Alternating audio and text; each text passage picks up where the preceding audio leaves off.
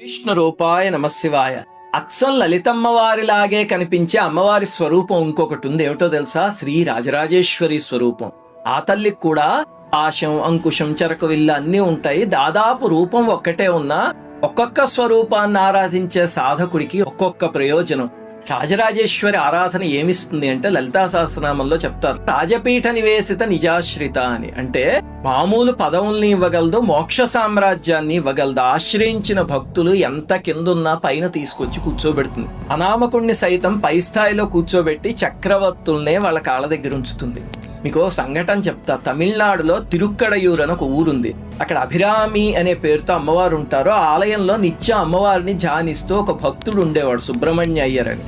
18వ శతాబ్దంలో ఒకసారి శరభోజి మహారాజు అమ్మవారి దర్శనం కోసం వచ్చినప్పుడు అందరూ లేచి నించున్నారు. ఈ భక్తుడు మాత్రం ధ్యానస్తుడయ్యి ఏం మాట్లాడలేదు, లేవలేదు.